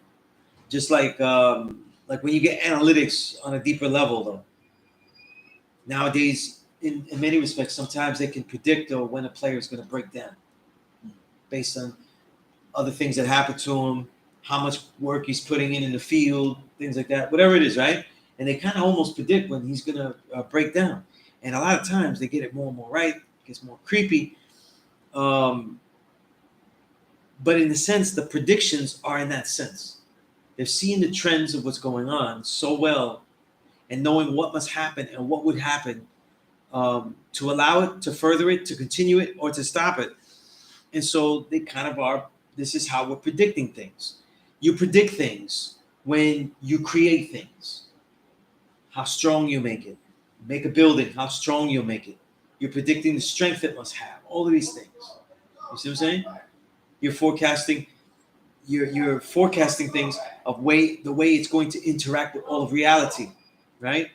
Same thing here with Patmos, in P.E.A.C.E. This idea of the wisdom of God degree was really about witness, And the reason I don't like it is that the terminology is always, I've always found it convoluted to me. I do. I find the scriptures convoluted. I never not will find the scriptures convoluted. And for us to get the understanding out of the scripture, that's the biblical scripture that's in there, we have to become more immersed in the Bible and understand the metaphors of that passage that go with what he's saying in P.E.A.C.E, right? And that's where I the like and dislike for me just creeps in. You know what I'm saying? Because I don't care to go that steep heavy in the Bible to figure out the history. These are degrees that I remember Infinite Algebra was superior. A lot of the elders, though, they didn't have a lot of the black books. They didn't have Diops and Sertimas and all that. They didn't know about those yet. They were just being translated at that time. They weren't even written. Some of them weren't written yet. And the text they would often use to show and prove the black man is God was by analyzing the Bible. You know what I mean?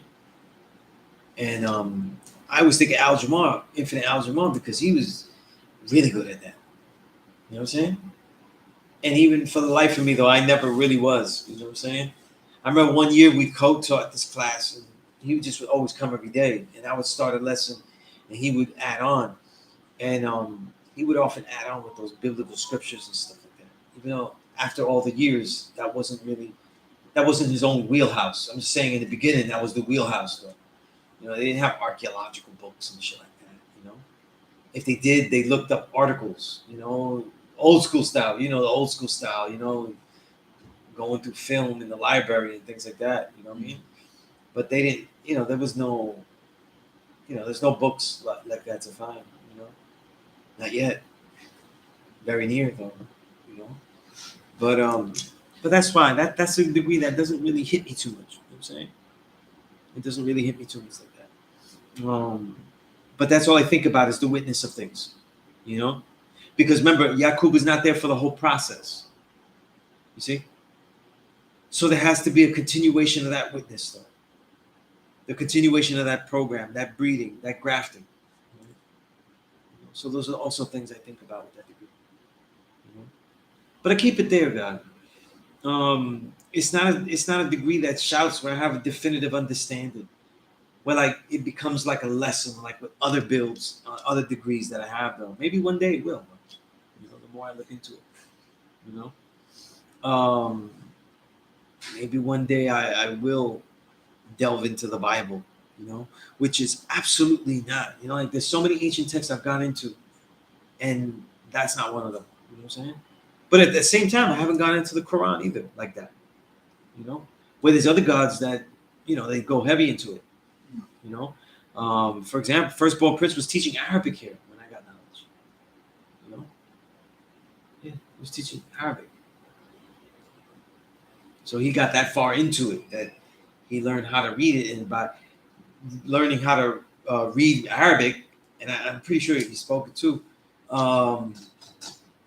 that made him more it made it more official because in Islam, reading the Quran in the original language is coveted. Also coveted in Christianity too.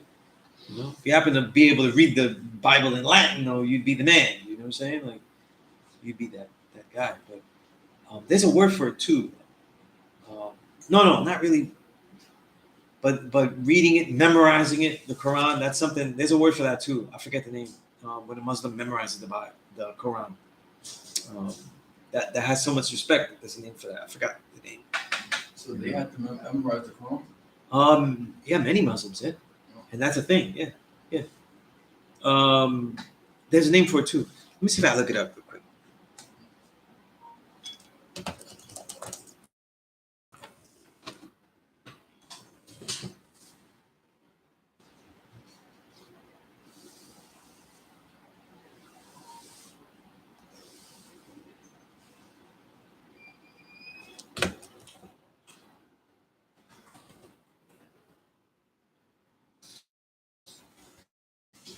Yeah, it's going slow here.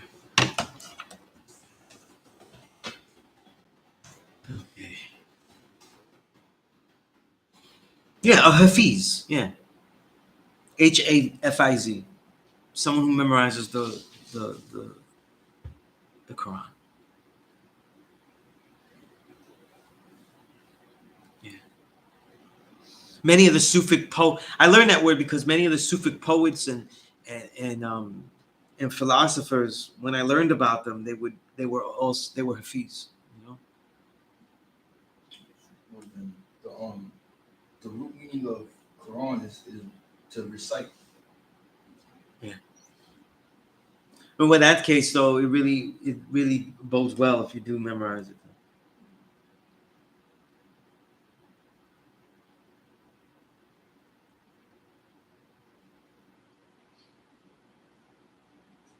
That's peacefully.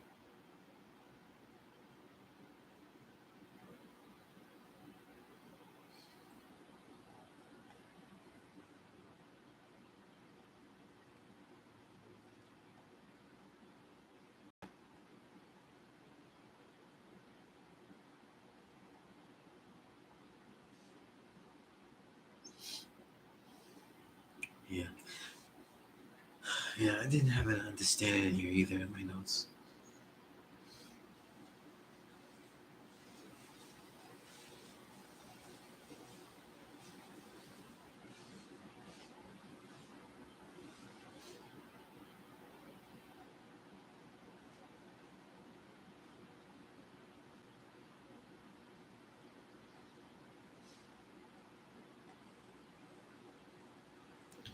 Malik, you said like today's P793rd. Malik, you said like today's degree, some days she was made from her family, 24,696.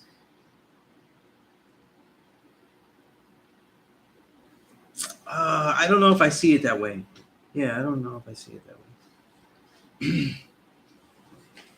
Yeah, I don't know if I see that built like that. When it comes to the degrees in the 1 to 40 on these days with just basic facts, sometimes you could go deep, heavy into them, but that doesn't mean that you have an understanding, and it just means it's more of an interpretation. I didn't say into orientation, but it's an interpretation. You're built on 24,896 miles versus 25,000, and you build on each degree the wisdom, the culture, build and appropriate it and show it in another degree and whatnot. That doesn't mean that that's an understanding. That just means that you're interpreting.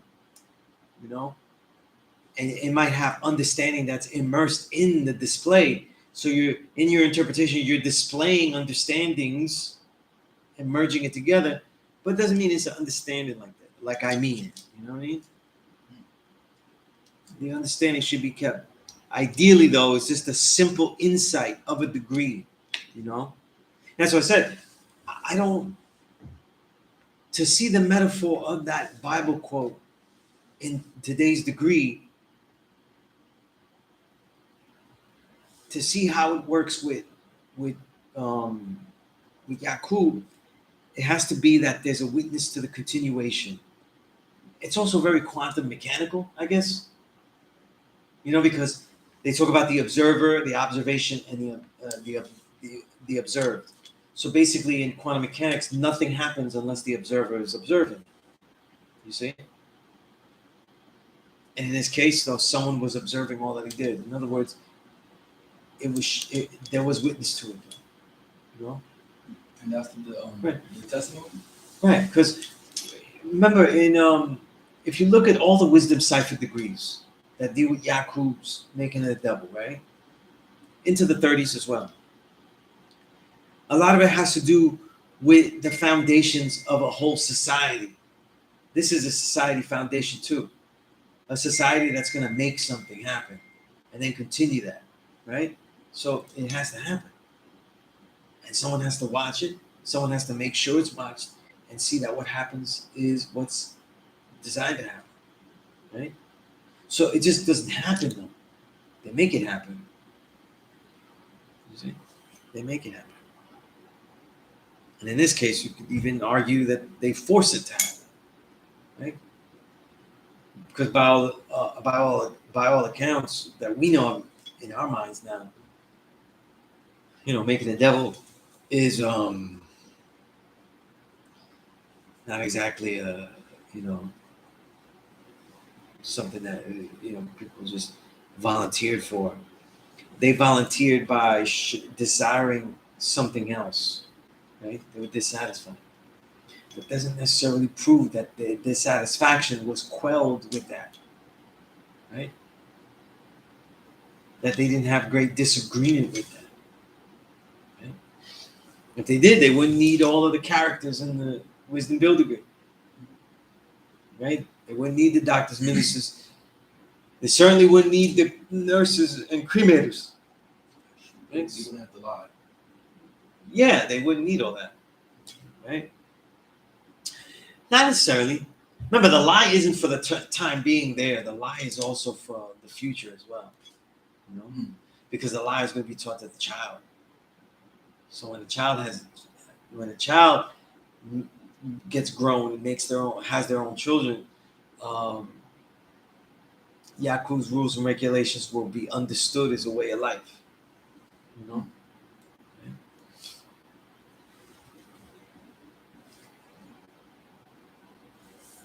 I see that wisdom about God degree or some.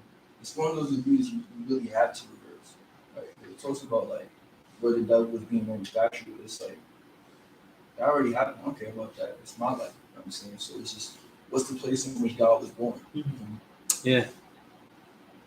I was born inside of it. Right. See, but by the time you get to these degrees, God, it's very important to know that a lot of the way that you will survive and thrive is also by studying your enemy. And the details of your enemy, though, are just extractions of the understanding of you. The way your enemy moves are also realities of what he learned from you. You see? So now you have to study how he manipulated those things to do what he did. Not just to defend yourself, but also to see the depth of what you were doing. You see? All of this has a root in our way of thinking, not Yaqub's way of thinking. Let me say that again. All of this has roots in the way we were thinking, not the way Yaqub was thinking. Yaqub is applying a magnifying glass and emphasizing. He's emphasizing. You know what I'm saying? Yaqub is emphasizing the reality of separation that already was there. You see? He's augmenting it. He didn't invent it. That's why they could predict that if someone discovers the principle of unlike attract and alike repel, they may use it in this way. And it becomes so likely that some genius, let me pause here. Back then, there's no devils, there's no devilish in that way.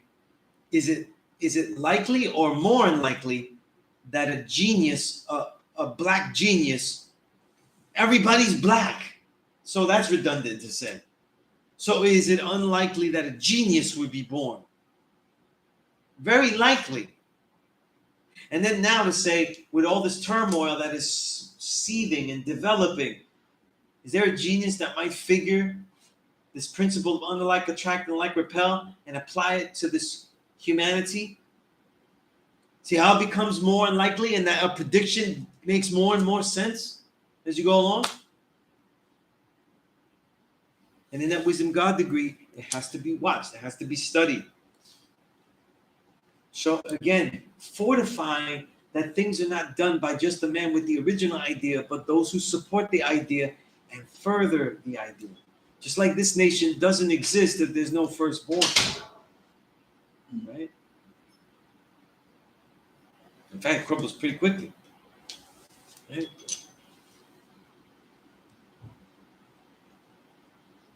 Right?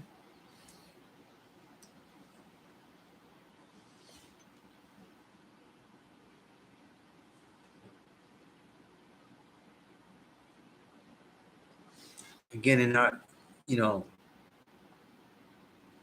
our own time, once we understand these things and we have set ideas, then we also have to start to challenge them. Right? And that's how we get to a deeper understanding. Right? Does that make any sense? What I just said? That is recorded. But yeah. We don't, sometimes we have to go through the degrees and take out the mystery. We have allowed mystery in a lot of 120 because it's done by black people. You see?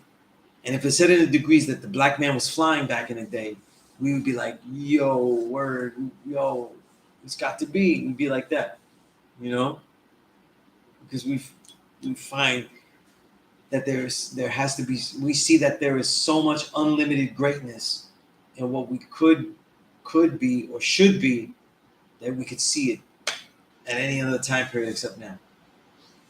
Right? We have to go different than that, though. We have to say, no, nobody's predicting shit like a soothsayer. What do they mean by this? Remember, the language of 120 lessons, though, is a language that is Muslim. It is religious language. Remember, we didn't change the documents, but except for a few things, So that's important too. Yeah, you challenge the degree to see more out of it. Just like when you work out, you challenge yourself to see what you could really do. You know what I'm saying? Right? Even if you do a set workout, the same one every day, you try to do it harder, more intensely, more correctly, right? Less rest. You know what I mean? Instead of being explosive with it, you now trying to be more slow. Right. Some type of challenge.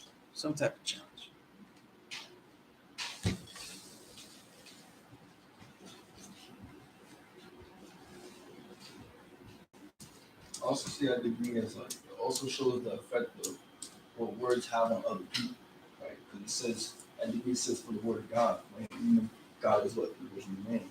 You know, so it's just how we can bring people together and have them do things, and even while we're not there, they're still doing that same thing. If that principle was instilled. Right. Now remember, it wasn't instilled though, or necessarily doesn't mean it was instilled. It was enforced. Right? So in this case, it was enforced. Doesn't mean that people didn't see it. It meant that they designed it that they didn't have to. Right? Somebody goes, I'm dissatisfied. I'm gonna go with you. Whoa! I didn't sign up for this shit. I don't give a shit. Right? It's too late. It's too late though. You're in this Yakub world manifest. Right? Oh, okay. We got you. And I see how that also is kind of like the reverse of the wisdom of God degree in 136, because now the person being fooled is now the person who's being fooled is the original man, and it's another original man who's fooling. Yes and no. Where did you get that? It's the original man fooling the original man. Well, the reason why I was saying that was, the way I see that degree is the reason why people are on Patmos and P.E.A.C.E is because Yaqub is the person that brought them there. Like he led his followers there. Oh, okay. No, but I thought you meant in the one in 36. But I was saying that it's kind of reversal because the 136 was not God. Do you mean to tell me that the devil fooled them 309 years ago? I'm saying. So I'm saying the person that fooled them this time was an original man. I got you.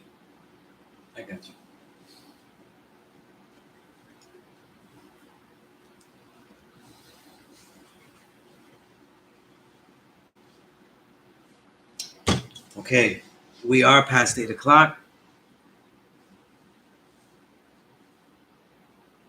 If anybody has any questions, let me know. In email. Yeah. That's blasphemous, right? Me saying Yaqub World Manifest? Oh my goodness. Yeah. Hopefully, my trolls, they return to the essence though. They have nothing to remix.